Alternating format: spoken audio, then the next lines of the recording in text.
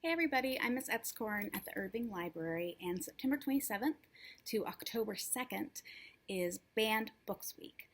You may have seen displays or heard about Banned Book Week in the past, but there's actually a lot of kind of confusion about what it is, so I thought I'd tell you all a little bit about it. So first off, what is a banned book? I think that can bring up those images from movies of like people having big piles of books that they're burning or things like that.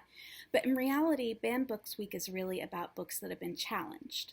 So it may be that a book comes out on a syllabus for a class. A parent sees it and thinks, I don't think this is appropriate. It could be that there is someone in a public library who happens to pick up a book from the shelf and feels like it doesn't have the morality that they want in their community. And the types of things that people pick up on and that they want to use as a reason to not have a book can change over time. So most of the books are only ever challenged.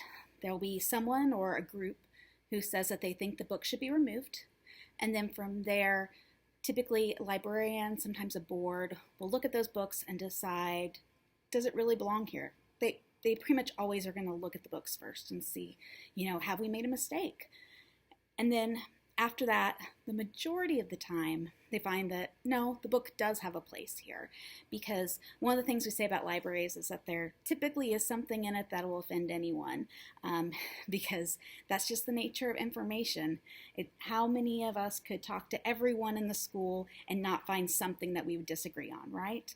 So you'll find that right now, in the past few years, most of the books that we are seeing that are being challenged, so being asked to be removed from school or public libraries, it's because of what's being called sexual content, but typically it's actually because it has LGBTQIA content. So one of the most common the last few years is a book that was probably in a lot of y'all's elementary school, and we have here in our library, and it's called George.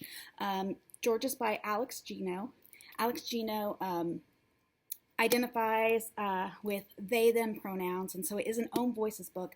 It's about a girl who's known as George because the people around her don't understand that she is a girl because her body appears as if she's a boy, and so she was named George, and her family has been treating her as George and everyone else.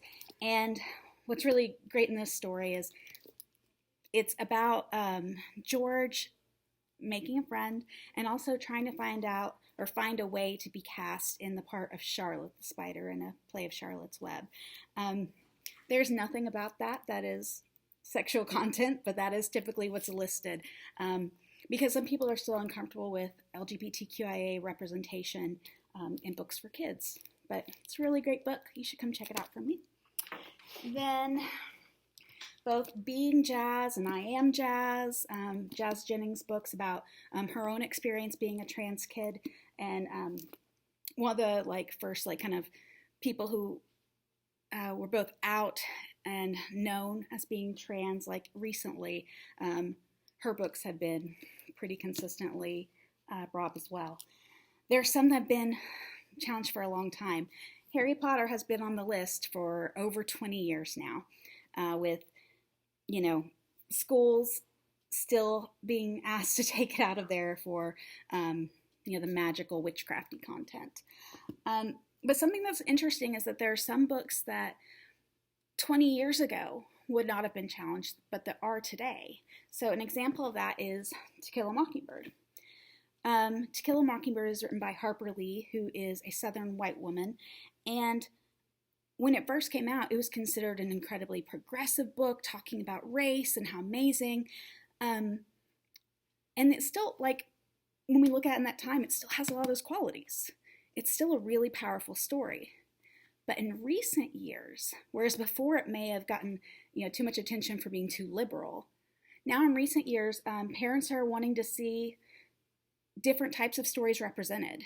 Rather than seeing To Kill a Mockingbird, they want to see The Hate U Give by Angie Thomas, books by Jason Reynolds, books by people who have actually lived that experience as opposed to someone from the outside, and books that don't put, someone like Atticus Finch in the middle as the hero instead of putting someone who's actually experiencing that bigotry as the hero.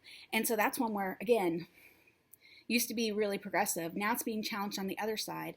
And so I'd ask you to think, like, what is the value of keeping these books, like To Kill a Mockingbird or Huckleberry Finn, or those sort of things? What's the value of keeping those books in our library? What do you see that as?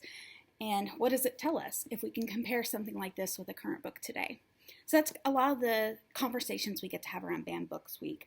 Most books never get taken out of the library. They're challenged, but they stay in. And that is something that you will generally see. These are all books that I have right here in the library for you. And so part of what we're looking at when we talk about our banned books is just the celebration of the freedom that we have here in the United States to have books that some people maybe think need to be taken away, but that can still be fought for. And we're really lucky that we have that sort of freedom from censorship.